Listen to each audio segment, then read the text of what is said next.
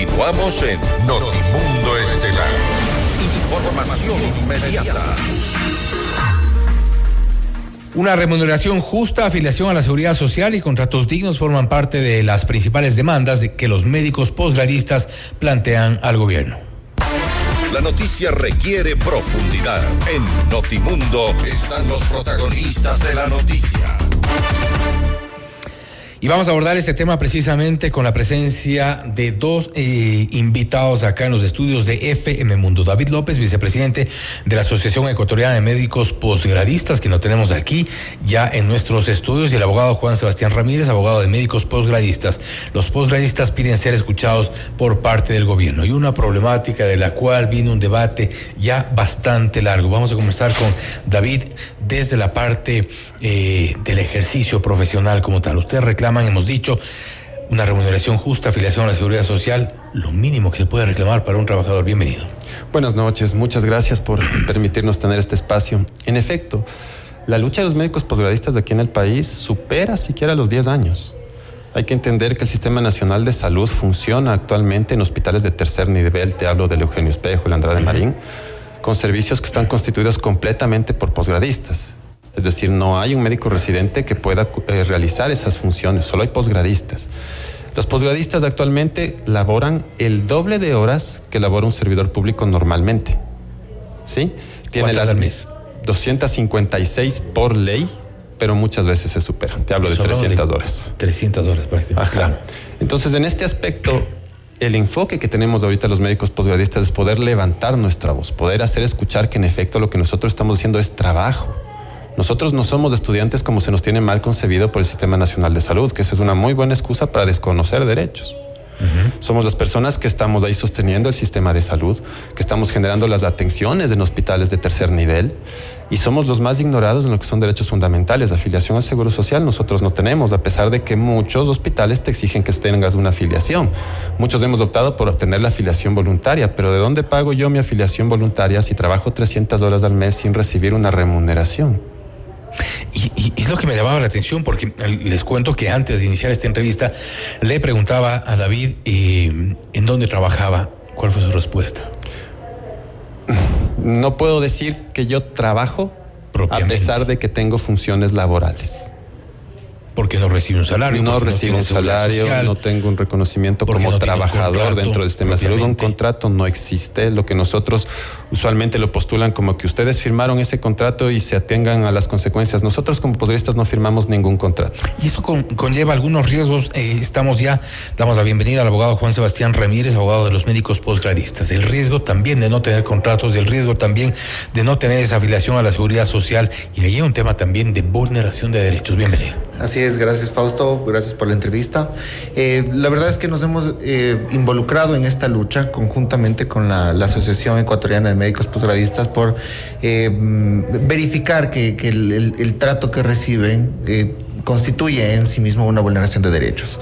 En el ámbito jurídico nosotros podemos analizar varios derechos que han sido ya vulnerados, que llevan más de una década siendo vulnerados por parte del Estado, quienes han visto a los médicos posgradistas como la herramienta de trabajo gratuita para el Estado. Nosotros, en general, todos podemos ver que las personas tienen un régimen laboral específico, tienen una carga horaria, tienen direcciones específicas de un jefe. Hay horas extras, si fuera el caso. Horas extras, exacto, afiliación al IES. O sea, el sistema jurídico ecuatoriano contempla un sinnúmero de requisitos para un trabajador común y corriente. Parte de un respaldo normal. Totalmente. Sin embargo, vemos que para todos los médicos posgradistas, pese a cumplir con órdenes de trabajo, cumplir con jornadas que en muchos casos son jornadas extensas, David no me podrá decir que es mentira, pero los médicos muchas veces tienen guardias de 24 horas. En muchos casos, después de tener la guardia de las 24 horas, tienen una posguardia, que son 12 horas más, y después tienen que salir a rendir exámenes en la universidad, por ejemplo. Entonces, vemos un sistema en donde las condiciones de trato para el médico posgradista son totalmente inhumanas. Nosotros podemos hablar ya en el ámbito jurídico un tema de igualdad y no discriminación. Hay médicos que tienen un nombramiento en los hospitales, que recibe una remuneración, versus el trabajo que realiza el médico posgradista. El médico posgradista se puede entender que es un médico que está realizando funciones de especialista. Y pese a eso, no existe ningún tipo de remuneración. El gobierno actualmente intentó, con la emisión de un acuerdo ministerial, tratar de equiparar esta situación. Sin embargo, se le olvidó que actualmente hay más de 3.500 médicos posgradistas quienes no van a ser beneficiados de ninguna manera. El acuerdo ministerial tiene una serie de falencias que han sido identificadas y que... ¿Discrimina? Totalmente. Para uno hablar de una discriminación bajo los estándares que ha determinado la Corte Constitucional, tiene que existir una comparabilidad de sujetos, un trato diferenciado y que este trato no esté debidamente justificado. Nosotros hemos identificado cada una de estas situaciones y hemos visto que justamente el trato que recibe el médico posgradista en la actualidad es un trato que discrimina. David, ¿qué es o qué se siente trabajar 24 horas, después de hacer un turno adicional de 12 horas, obtener este tipo de jornadas, después rendir exámenes? Eso ni siquiera permite un rendimiento adecuado ni en el hospital ni en los exámenes de la universidad. La verdad es que es una condición bastante dura porque te demanda mucho temple emocional, porque llega un punto en el cual el estrés te puede sobrepasar, y un temple físico brutal. Y un riesgo el momento de claro, la atención obviamente también. Si tú vas a sobrecargar la capacidad productiva o la capacidad intelectual de un trabajador que está manejando cosas tan delicadas como lo que es la vida de las personas, comprometes el desarrollo del mismo. Y perdón que lo ponga en este contexto, si a pesar de esta situación tú le pones un contexto social a estas personas, de una falta de abrigo, de cobijo, de una falta de defensa legal, de una falta de respaldo que por lo menos le permita a él saber que, ok, estoy trabajando de sol a sol, pero puedo llevar el pan a mi familia, o lo estoy pudiendo hacer y me autosustento, no es que mis padres me están ayudando o que mi cónyuge es el único que trabaja, y a veces llegamos a ese punto del mes en el que ya ves que la nevera está vacía. O sea, si tú le añades todo eso, el desgaste físico y emocional al que estás sometiendo a cerca del 60% del personal de salud que te labora en el sistema nacional. O sea, tú estás poniendo en una cuerda floja la salud psicológica, emocional y física del personal que estás poniendo para atender la salud psicológica, emocional y física del pueblo. Y en esta suma de problemas, Juan, las becas impagas es otro de los problemas que se suman también, porque quienes han accedido a una beca esperan lo mínimo que ésta se cubra. Así no es. ocurre tampoco. Así es. Lamentablemente todo el sistema de salud, creo yo, se encuentra en una etapa de crisis. No solo es para los médicos que son autofinanciados, sino también para los médicos que tienen o que han accedido a una beca. En muchas circunstancias se les pide, por ejemplo, devengar. Esta situación representa también una vulneración o una transgresión de derechos, por cuanto si es que estamos considerando que el médico posgradista actualmente tiene roles de trabajador, después se le obliga también a quedarse un tiempo ejerciendo las mismas actividades en los hospitales. Eso genera un problema. Vemos también el tema de las becas, que en muchos casos no se está cumpliendo, tal vez con el pago de estipendios. Esa situación también hace compleja la situación.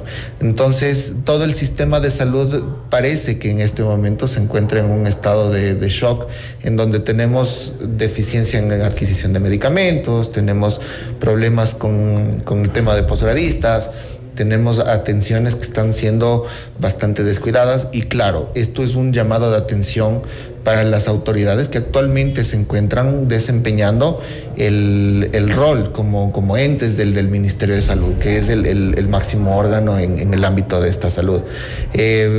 Hacemos también, o sea, aquí hay que hacer un llamado a todo el gobierno para que adopte decisiones que puedan ser beneficiosas no solo para los médicos posgradistas. Yo creo que la lucha y el objetivo de todo lo que se está realizando es mejorar el sistema de salud, obtener un sistema de salud mucho más eficiente para el paciente, para los médicos que residen, para todas las personas que que tienen que acceder a este derecho. Y ahora hablamos de esta crisis que es, creo que, innegable, porque lo propio, con distintos problemas quizá, pero que llegamos al mismo punto, sufren los médicos, los trabajadores de la salud. Ustedes incluso han solicitado, David, que al menos sean considerados como trabajadores de la salud, por un lado, y por otro, no tienen tampoco una respuesta, ni para bien ni para mal. No, la verdad es que al menos como asociación te puedo decir que nosotros, si tuviéramos un álbum del Mundial con fotos con los ministros de salud que han pasado, lo llenamos. La asociación en cada reunión, en cada acercamiento, incluso hemos tenido momentos en los cuales se nos ha permitido acceder al pleno de la asamblea, y eso queda ahí. Trasfondo, yo puedo pensar que el interés más que nada es una falta de voluntad política en este aspecto, porque se dan los acercamientos. No se está tomando la salud en serio. No se está tomando la salud en serio. Si tú te pones a analizar tiempo atrás, se analiza un déficit de especialistas en el Ecuador. Dentro de este contexto se lanzan mayores convocatorias a posgrados para solventar este déficit. Pero también la salud empieza a rellenar la falta de médicos con los posgradistas. Entonces es un hábito tan viciado en el cual yo como entidad de salud estoy diciendo que tengo los médicos y los números para sacar el sistema y las atenciones adelante, pero estoy explotando a personas, estoy abusando derechos, estoy desconociendo derechos con figuras legales muy absurdas. Entonces, en este contexto es maquillar los datos de una salud perfecta sabiendo que las cosas no están yendo como deberían ir. Y el reflejo es tal cual. Tenemos hospitales que se encuentran desabastecidos, tenemos sitios que están saturados para atenciones que no se abastecen más. Pero nadie puede dejarse llevar de o del intento de maquillar las cosas, porque los problemas están evidentes. Los sufren los médicos, los sufren los posgradistas, los sufren los trabajadores de la salud y los sufren los pacientes.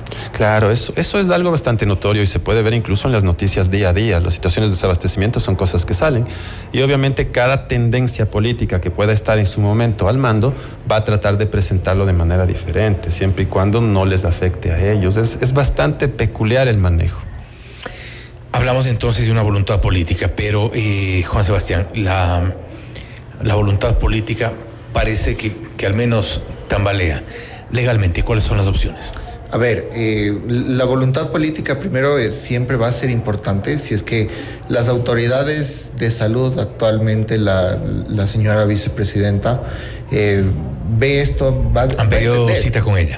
Hemos pedido citas, ya hemos tenido varias insistencias en que se pueda llevar a cabo este diálogo entre el ente de salud, nosotros como asociación.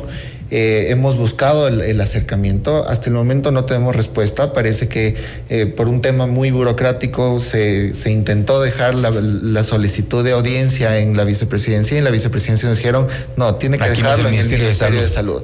Y entonces el Ministerio de Salud tiene que enviar el KIPUX a la vicepresidencia para que la vicepresidencia pueda transmitirle como institución a la vicepresidenta, y la vicepresidenta evidentemente aún no ha dado respuesta. Estamos en un transcurso que la petición de audiencia la realizamos ya hace aproximadamente un mes, no hemos tenido respuesta. Y claro, ante todo esto nosotros hemos optado por analizar ya las vías legales que podemos. ¿Qué son cuáles, por ejemplo? Inicialmente hemos presentado una demanda de inconstitucionalidad del acuerdo ministerial que fue emitido por el anterior ministro de Salud.